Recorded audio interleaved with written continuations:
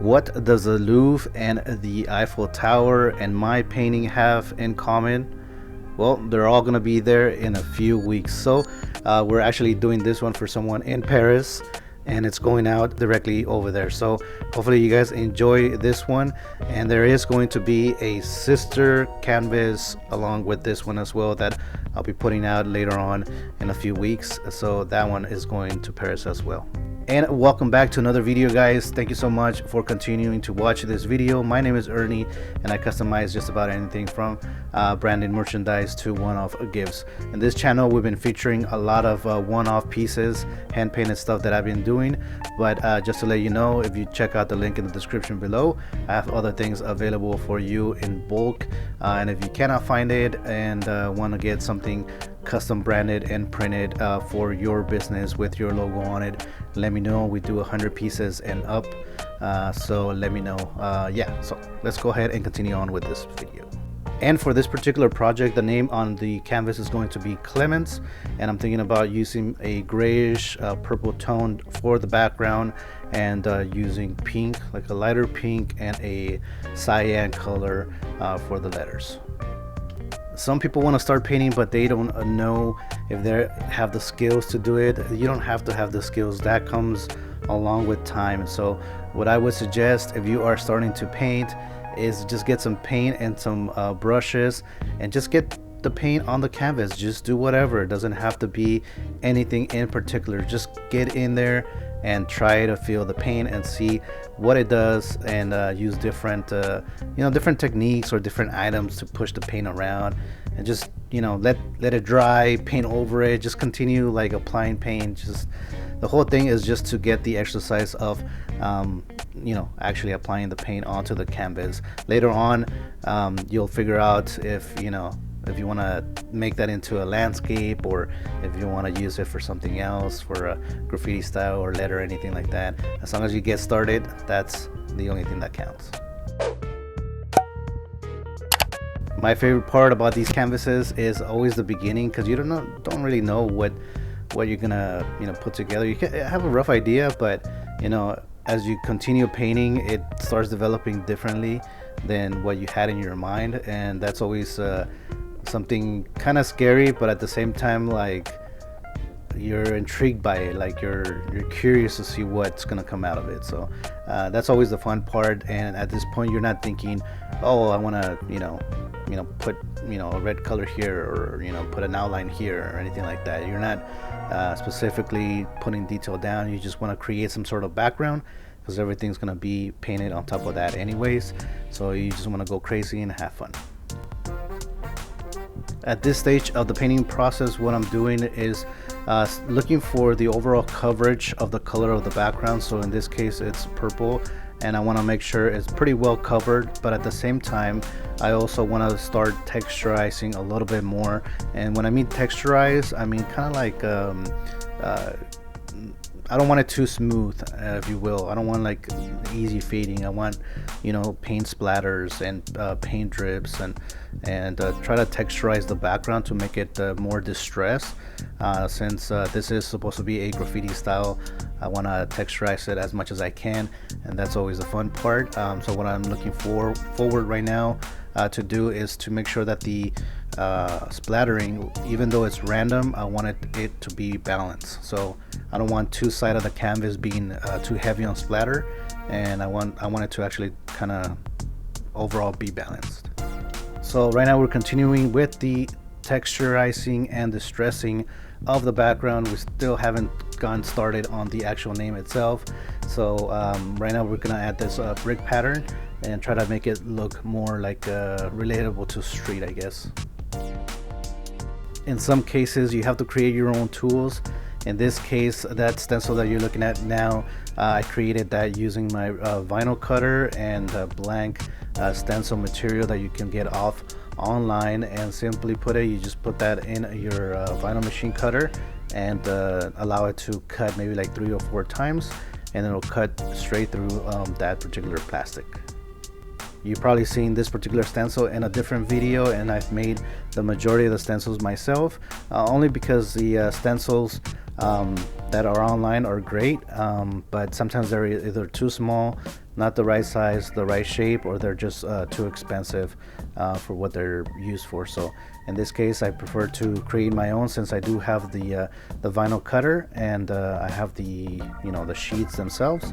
So then I can create my own stencil exactly the size that I wanted it.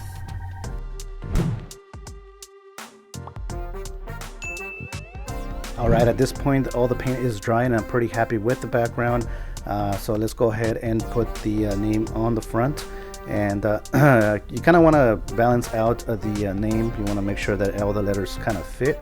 So you can always divide your name in half in letters. So, one half on one side and then the other half on the other side. You can clearly lay it out very lightly, since you are going to be putting a lot of paint on there anyways. You can lightly put the name in there. So as I sketch the letters, there are several things that I'm looking out for. So one thing is the position of the entire name. So the position of the entire name is going to be a little bit higher than the center of the canvas. The reason being is because I'm going to be adding a little bit of a scenery down there, and I want the letters to be a little bit higher. At the same time, I'm looking for the letters being kind of balanced, kind of straight, but also taking up the majority of the rest of the canvas on the top. So I want them a little bit larger, and I'm also trying to finalize the shape of each particular letter.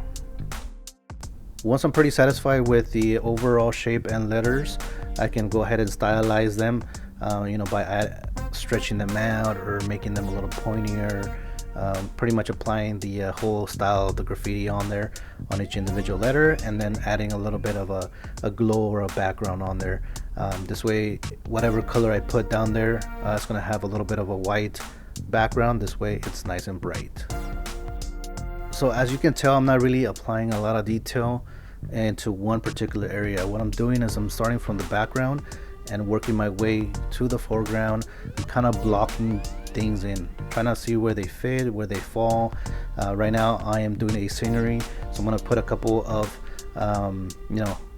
main attractions in Paris, and I'm going to be laying that, eyeballing everything with a brush. And I'm using a gray because I'm going to be adding black, and I'm going to be adding highlights. So I'm kind of using a mid-tone just to block it out and see where each individual building falls. So the reason why I'm blocking things in right now, kind of like in the middle of the process of the painting, is for one, it allows me to have fun. So I'm not stuck into a pre-made sketch or lines that I need to stay within, and it kind of reduces the stress level of me trying to make it perfect. And then two, it kind of allows me the freedom to change things as I go. If I need to make something a little bit bigger, or move it a little bit to the right, or anything like that. And then the other thing is, you're looking at a reference photo at the same time as you're sketching that in, by hand. And what's happening is you're actually training your eye to look at the reference material and for you to paint. You're sketching things out, but it's more of a very blocky method. So you're not too stressed of trying to get each individual line in there of the building. You're just looking for giant patterns, giant shapes, if you will, and that allows you to first of all, get that exercise of you looking at a particular reference and applying that on your canvas, and it reduces the stress of you trying to make it perfect. At this stage, the painting looks kind of flat, but it's okay because you've done all the hard work already. You're already putting the text where it needs to be. We kind of already sketched out the scenery that we want and the buildings that we want. We kind of know where the shadows are going to fall in and everything. So all the work is already taking place. So right now we're gonna kind of have some fun now and apply some color on there and really make it pop. So now it's time to put some base color on all the text and all the items, or all the scenery, and then also apply some shades, so some shadows and some highlights as well.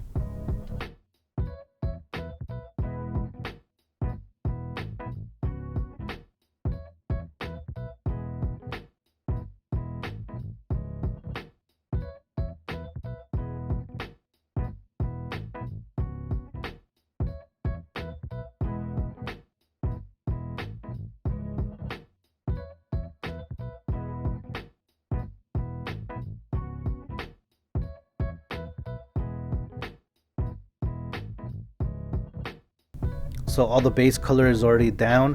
Now we have to do the outline. This way we can kind of make it stand out even more. Obviously we will have to use a brush for that, so let's go ahead and take this onto the table and get a different view.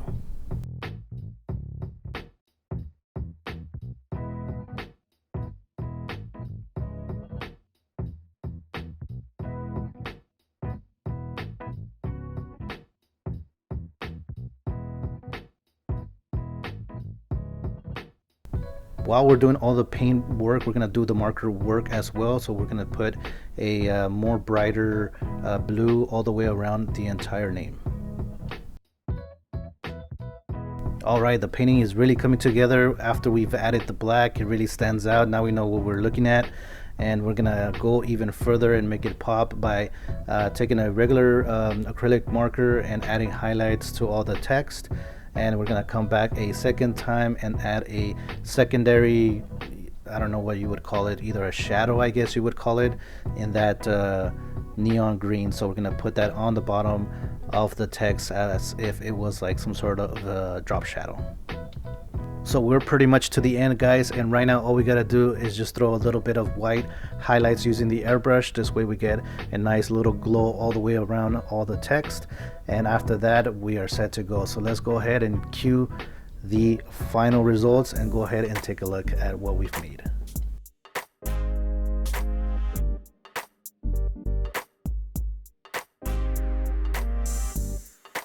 Well guys, that's gonna be it for this video. Let me know what you guys think of the final canvas. I think it came out pretty nice. I really like that pink against the purple.